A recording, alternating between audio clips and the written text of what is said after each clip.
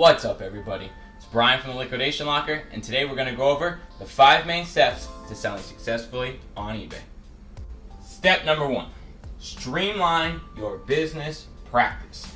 Not just listing, not just sourcing, not just any of those things. Streamline the entire process. You have to figure out how to most efficiently get from point A to point B in every part of your business. Whether it be shipping, whether it be listing, whether it be sourcing, whether it be communicating with buyers, handling offers, handling refunds, handling incoming shipments, outgoing shipments. Whatever the case is, you have to have a process or streamline to get from point A to point B. You can't expect to hire new people later on because we always have to be thinking big picture. If you are doing this just to get by, I understand that. If you're just trying to put a little bit of money in the bank, I understand that. Maybe some of these steps aren't for you. Now, if you're looking to possibly turn a side hustle into a full-scale business, a lot of these steps are going to be exactly up your alley. Because you want to have this business, right, the foundation of what's already in place, ready to expand, ready to build upon. Let's add more, not just revenue, but more employees, more product, more shipments, more everything. You can't build if you don't have good structure to begin with. Number 2, know your overhead. I know every single expense that goes on in my business every month. It's like the back of my hand. I know what my mortgage is. I know what my electric is. I know what all these things are. And at the end of the year, I know my exact square footage of all the space I use in my home, and I can deduct all these little things off as overhead. You need that. Taxation is already as high as it is. You guys, you want to be able to keep as much of the money as you make it possible. And with PayPal now, 200 plus transactions a year, more than $20,000, PayPal is sending it all to the IRS. Don't get caught with your pants around your ankles. Please be making sure that you're keeping track of all of your paper trail. Rule number 3, probably the most important rule we will go over today. Pull the emotion out. I'm going to tell you right now, if you allow all the returns, if you allow all the scammers, if you allow all of the BS to constantly get in your head and slow you down, that will stop your business. That will stop you dead in your tracks. I've watched people who have nothing but eBay by the balls, ready to take it by storm. They're killing it in sales, and they get one bad product, and they get flooded with some returns because of that bad product, and before you know it, they throw their hands in the air, they walk away, they're not ready to just accept the fact that maybe they sourced something poorly, and they shot themselves in the foot. Rather than just admit that and push through, they throw their hands in the air and they run away, kicking and screaming. That's not the way to handle it. I understand it can be frustrating. I understand there's times where you got no sales and eBay's being like a pain, you know. I understand there's times where quote-unquote scammers are coming after you, they're giving you a headache. People are yelling at you for things that aren't your fault, yelling at you because USPS is taking too long. I get that all the time. I understand. Pull the emotions out of it. Best thing I did is I became like robotic, you know. Oh my God, I got my product today. It was beat the and you are such a scammer, and you intentionally sold me a broken product. I can't wait to leave you the worst negative review in the world, buddy. A lot of times, you'll notice when you get those messages, there's not a negative review yet, right? They scream, they use a lot of caps, a lot of exclamation marks, but there's not a negative review yet, you know? The reason you get those is because they're kind of fishing a little bit. What can I get? What can I get? I'm really pissed off customer, and I'm yelling really loud. What are you going to give me for free? That's what they're basically saying. Now, I, in the beginning, fell for it a lot. You know, here's $5-10. Just please don't be mad at me. What can I do to make it right? You want a 20% partial refund? Here you go. At the end of the month, it doesn't sound like a lot of the time. $5-10 to get someone to not leave you a negative review. Yeah, leave it. At the end of the month, it's a couple $100 off of stuff that's not actually my fault. There are people that are going to do this no matter what. I could have sent them a brand new product out of the package, and it could have been hand delivered by their favorite athlete or movie star, and they still would have called me or emailed me or what have you, upset. It's just people, man. People suck. That's the best way I can explain it. Pull the emotion out of it. every time I get a message, before I even read the message, if I'm doing something I enjoy, I finish it. I finish it because I know how stressful some of these messages and some of these customers can be. You know, take a deep breath, open the message. If they're cussing you out, if they're screaming, hello, thank you for reaching out. Before I even start, I just want to say thank you again for doing business with us. I'm terribly sorry that product didn't work the way we intended it to. That's not our intentions whatsoever. What we're gonna go ahead and do is go ahead and send you a return shipping label and have you send the product back to us. Once we get the product back, our team's gonna go ahead and take it through intake and reviewing, and once that's done, we'll give you a 100% refund. Again, I'm terribly sorry about any inconveniences may have caused, and I'm terribly sorry again that this order just didn't work out.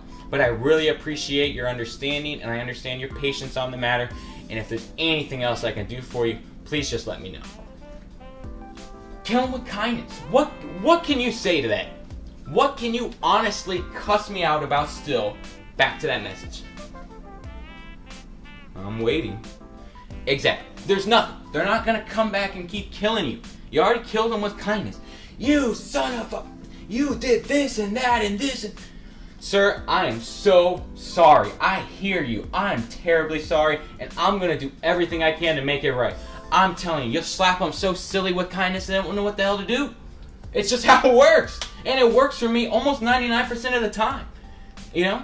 And you would be surprised how many authentic people, just the kind of people that are never happy, not the kind of people who are trying to scam, because not every time you get one of those messages, it's not always a scammer. Sometimes it's just a grumpy person that they go through most of their life grumpy and upset, and they just are lonely and need someone to vent to. And when you get those people, you'd be amazed how many times I can pull a positive review out of them. How many times I can get positive feedback from someone who started by cussing me out and giving me all crap. I could probably sit here and make a whole video going over them. Because when you kill someone with kindness like that and you act so different than the rest of the sellers on eBay, you set yourself apart. And I promise you, that buyer won't forget you. That buyer won't forget when they go to buy another product, they won't forget about you. And you may not want that buyer. Buyer might be a little bit of a pain in the ass. I understand that. I don't stop anyone from buying from me. I think eBay does its part a little bit more to protect the buyer than the seller. I totally agree. I understand that. If you're shipping to the correct addresses you're shipping to, right, that are listed, and you are sending the product that's exactly as shown in the listing, if you get scammed, you'll be covered by seller protection. Simple as that. Step number 4. Put your main pillars of inventory in place. Do not rely on one source of inventory. If there's not one warning I can try to get you to heed the most, do not rely too much on one source of inventory. I use one place for almost all of my inventory for a really long time, and that's okay if you do. It really is, it's okay. But what you need to make sure you also have ready is inventory source 2 and 3. Because if you don't, what happens is you get in a dispute, something happens with source 1, you no longer can do business, communication, what have you. Now you have no more inventory. Now you're scrambling to find product. You're scrambling to find something to sell. And what does that lead to? That leads to crappy product and bust. Step number 5, probably most controversial of all the steps, is learning how to navigate the scammers. Before I even get started and get my blood pressure raised, let's talk about scammers. You're never going to be able to get scammers and eBay away from each other.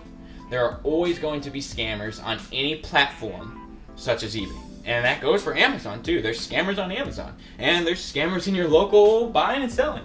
And there's scammers on anywhere you find in the world that involves money. There will be people looking to earn a quick, cheap, cheating buck. That's just life. The best thing you can do is equip yourself with tools and knowledge so that you know, my spidey senses are tingling, the scammers might be in the making, right? Some of the things that I've used to kind of help myself from doing that is, one, is I don't sell anything internationally unless, a little bit of criteria. I won't sell anything internationally unless it's, first of all, under £1. Second of all, less than $30. $30 is my number. You can have any number you want to. if I have a $25 product and someone starts a stop payment on their credit card and just completely pulls the money from PayPal, PayPal pulls the money from me, says, look, the person says they didn't make that payment, that you sent the product to a credit card fraudster, sorry about your luck. It's $25, it sucks, but it's not gonna affect my business, it's not gonna stop anything, we're not gonna do anything. I have products that range in the $500 to $1,000. I have a couple products that are over $1,000. You're out of your mind if you think I'm shipping that overseas to Russia or to anywhere else, even to South America. No, I'm not doing it. I have nothing against anyone else. I'm not assuming anything else. International shipping's too expensive to play games, and I don't do it. I'm sorry if you guys are mad at me about that. I don't.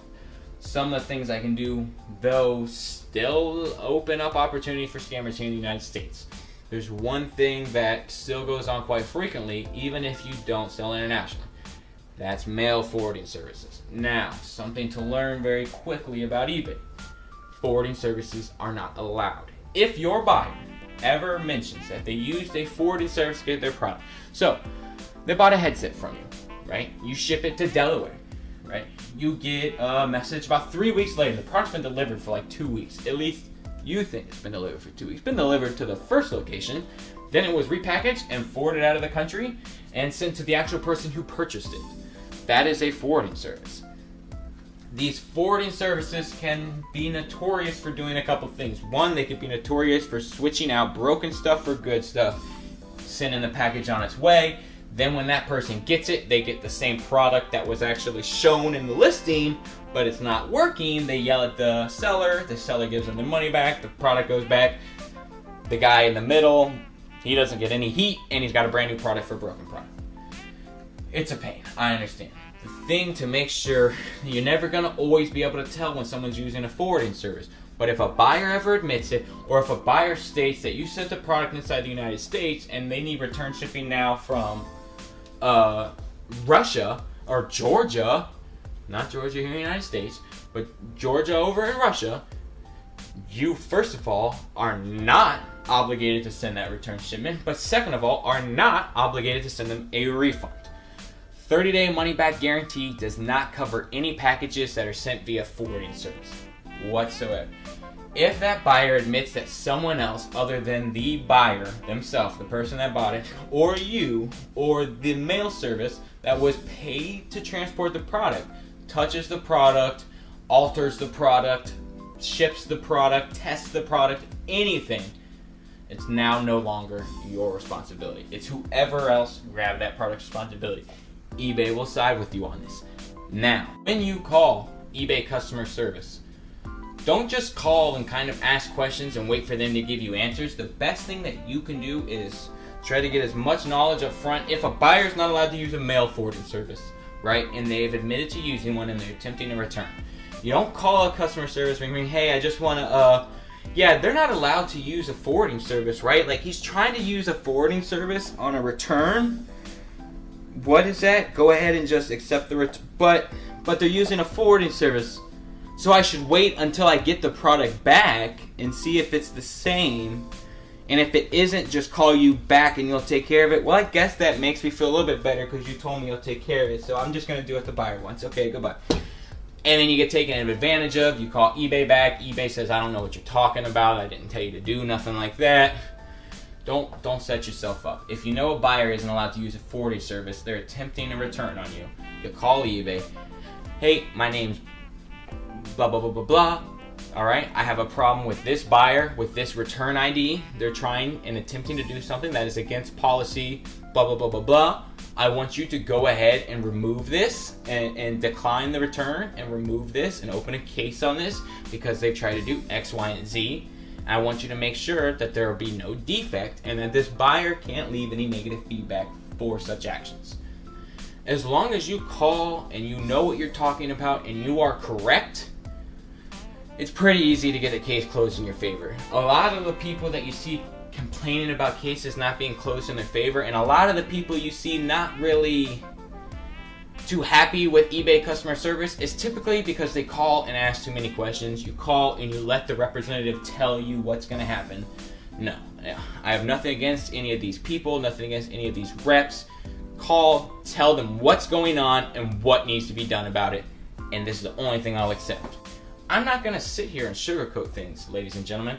I'm not going to stand up in front of you and tell you that I'm going to show you how to make 6 figures. Follow me. That's not what we're here to do. We're here to talk serious. We're here to organize. We're here to communicate. I want to start a relationship with every single one of you guys and hear, what are you guys doing in your business that's working? What are you guys doing in your local resale that's working? What are you guys doing online with your websites? I know there's eBay, there's also Amazon, there's Poshmark, there's all these other websites. What other platforms are you guys using to become successful? This is a community, ladies and gentlemen, and we have to be here to help each other out. Because just as quickly as people like me and others who have become successful in this line of work have gained everything, we owe it. We owe it. Because without the help that I got to get to where I am now, I wouldn't be here. It's as simple as that.